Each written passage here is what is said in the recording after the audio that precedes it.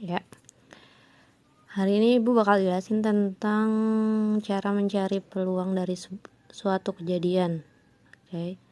Sebelumnya Ibu udah nyuruh kalian untuk merangkum apa itu tindakan acak, ruang sampel, dan kejadian. Nah, itu cuma pengantar aja untuk kalian nyari peluang dari sebuah kejadian. Jadi peluang suatu kejadian itu terbagi menjadi dua. Ada teoritis sama empirik. Ada di LKS kalian, silahkan dibuka bukunya halaman 54. Nah, hari ini kita akan belajar tentang yang teoritis dulu. Apa sih itu peluang dari suatu kejadian? Jadi, peluang dari suatu kejadian itu adalah banyaknya kemungkinan dari percobaan yang kalian lakukan. Oke. Jadi kan tadi peluang itu adalah banyaknya kemungkinan dari percobaan yang dilakukan. Nah, misalnya kayak gimana sih? Kalian punya satu koin, ya. Satu koin. Koin itu kan berarti ada dua permukaan. Misalkan ini adalah angka dan gambar ya. Misalkan berarti ini angka, ini gambar. Nah, berarti kemarin cara nentuin ruang sampelnya ada berapa? Ruang sampel berarti banyaknya himpunan semua hasil yang mungkin terjadi pada sebuah tindakan acak. Nah, berarti ruang sampelnya adalah ruang sampel apa simbolnya kemarin? S ya. S sama dengan A dan G. Bisa angka, bisa gambar kan. Nah, koin ini misalkan kalian flip sekali ya. Kalau kayak di di pertandingan olahraga kan pasti kayak ngeflip kan buat dapetin siapa yang duluan gitu. Nah, kalian flip sekali koinnya. Nah, kita mau menentukan nih kira-kira kemungkinan keluarnya angka tuh berapa gitu. Nah, misalkan kita mau ngeflip koin itu sekali. Flip. Nah, kita mau nentuin berapa sih peluang keluarnya angka dari kejadian itu. Kejadian ngeflip ya maksudnya. Nah, itu bisa dicari pakai rumus nyari peluang suatu kejadian. Nah, itu pengantar aja ya. Oke. Nah, misalkan kita mau nyari peluang keluarnya angka dari satu kali percobaan ngeflip koin. Gitu.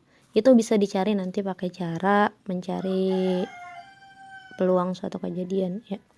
Simpelnya gini. Kalau kalian punya koin ya kan, satu angka sama gambar.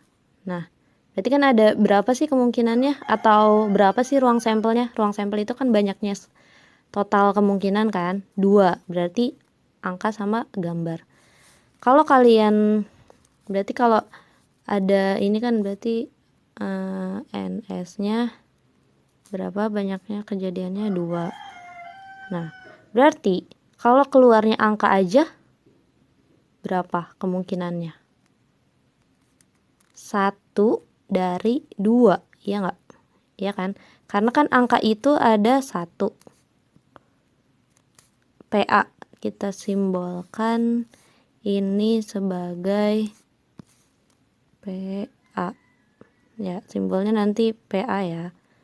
Peluang suatu kejadian. Keluarnya angka misalkan. Keluarnya angka berarti kan angkanya 1 nih.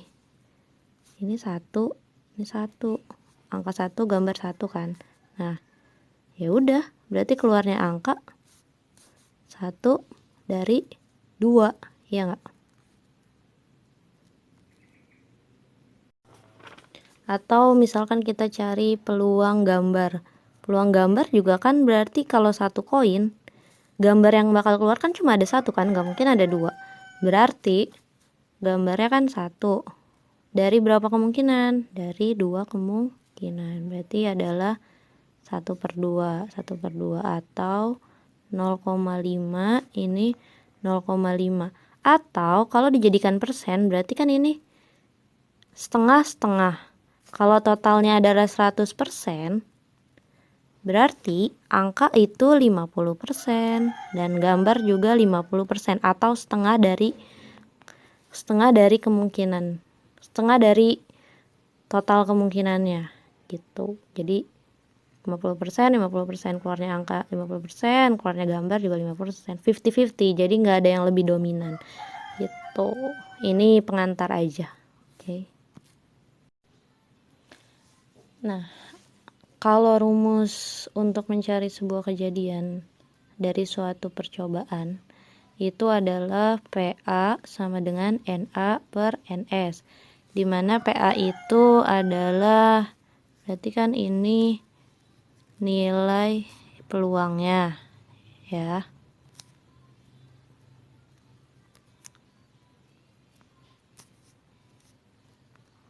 NA ini berarti adalah kalau tadi kita punya satu koin itu kan ada angka sama gambar. Nah, kalau kita mau nyari peluang keluarnya angka aja, berarti NA-nya itu ya si angka itu berapa, 1 gitu kan. Nah, berarti ini adalah banyaknya kejadian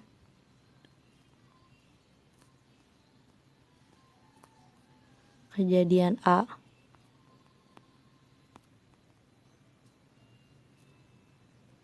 Nah, kalau NS-nya ini tadi kan udah tahu banyaknya semua kemungkinan yang bakal keluar atau ruang sampelnya. NS ini adalah ruang sampel.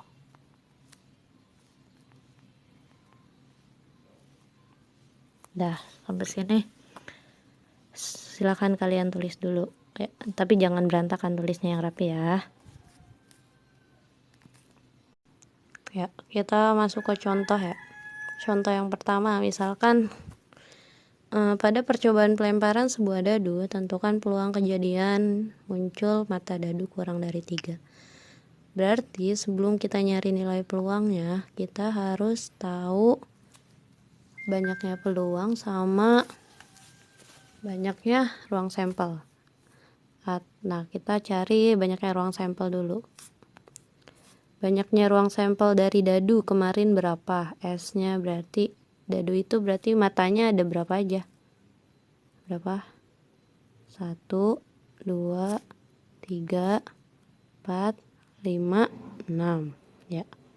Berarti NS-nya berapa? Banyaknya S 1, 2, 3, 4, 5, 6. Berarti ada 6 buah. Nah, berarti NA-nya itu yang ditanya apa? Yang ditanya adalah kejadian muncul mata dadu kurang dari 3. Berarti A-nya itu berapa aja? Kurang dari 3 angka ya benar. Angka yang kurang dari 3 berarti yang mana? 1 dan 2. Ya. Berarti NA-nya ada berapa? Sama dengan 1, 2. Berarti 2. Nah, berarti kalau dapat NS dan NA, langsung boleh kita masukin ke rumusnya. Rumusnya apa? PA sama dengan NA per NS. Ya, kita masukin. PA sama dengan NA per NS. NA di sini berarti kan kita nyari peluang kemungkinan keluarnya mata dadu kurang dari 3. Nah, berarti NA-nya berapa? 2. NS-nya berapa? 6. 2 per 6 kita perkecil jadi 1/3. Tuh. Berarti peluang keluarnya mata dadu kurang dari 3 yaitu 1/3. Ya. Menurut kalian 1/3 itu kecil atau besar peluangnya? 1/3 itu berarti kalau kita punya 1 terus dibagi 3 ya berarti kan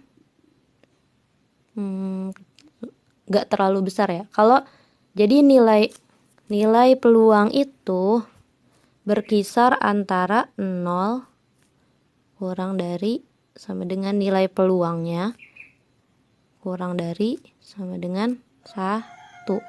Nah, kalau nilainya 0, dia berarti gak punya sama sekali peluang, atau 0, peluangnya 0, gak mungkin terjadi gitu dari suatu percobaan. Misalkan kalian punya dadu, terus kalian kocok. Kalau ditanya berapa peluang kejadian keluarnya mata dadu bernomor 7, nah itu gak mungkin kan ada mata dadu bernomor 7. Nah berarti peluangnya 0. Nah untuk contoh peluang yang bernilai 1 itu adalah misalkan dari 10 anggota saman akan dipilih 10 orang untuk mengikuti lomba. Nah berarti yang ditanya berapa kemungkinan peluangnya terpilihnya anak untuk mengikuti lomba gitu. Jadi tadi yang dibutuhkan untuk lomba berapa? Itu kita jadikan berarti NA-nya. Yang dibutuhkan untuk lomba itu berapa orang? 10. Nah, terus NS-nya berapa? NS-nya itu berarti banyaknya anggota samannya, ada berapa? 10 juga, ya kan?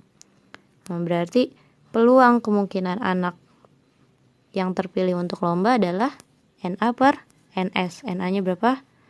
10. NS-nya berapa? 10. Berarti 10 per 10 adalah 1. Nah, berarti di sini artinya seluruh anggota saman pasti akan terpilih karena tidak ada lagi anggota yang lebih kan. Nah, karena yang dibutuhkan 10 dan anggotanya 10, ya berarti otomatis semuanya harus ikut. Kemungkinannya pasti 100% terpilihnya anak gitu. Paham? Ya. Sekarang kita masuk ke contoh yang kedua. Contoh yang kedua, sebuah kantong berisi 4 kelereng hitam, 2 kelereng putih, dan 6 kelereng hijau. Jika diambil sebuah kelereng secara acak, tentukan peluang munculnya terambil kelereng hitam. Dah. Kita punya ruang sampel berapa? Kita tentukan NS-nya dulu. NS berarti total keseluruhan kelerengnya ada berapa? Hitam 4 tambah putih 2 tambah hijau 6. Berarti 4 tambah 2 tambah 6. Apa? 12. Kan? Ini dari 4 tambah 2 tambah 6. Oke. Terus NA-nya. NA-nya berapa? NA itu apa berarti? Yang ditanya, peluang munculnya terambil kelereng hitam. Berarti yang hitamnya aja. Hitamnya ada berapa? 4. Nah, berarti peluang munculnya terambil kelereng hitam adalah NA per NS. Sebenarnya A di sini tuh kalian bisa aja ya ubah pakai apapun, bebas. Nah, boleh kalau misalkan karena di sini hitam berarti kalian mau jadi NH boleh gitu. Tapi harus bawahnya juga berarti PH sama dengan NH per NS. Jadi gak ngaruh ya. Dah, berarti kita tinggal masukin NA-nya berapa? NA-nya 4 per NS-nya berapa? 12. 4 per 12 diperkecil jadi sama-sama dibagi berapa? Bagi 4 bagi 4. 4 bagi 4 1. 12 bagi 4 3. Nah, berarti peluang munculnya terambil kelereng hitam adalah 1 per 3. Berarti peluangnya lumayan ya. Nggak terlalu tinggi juga, tapi nggak terlalu kecil juga.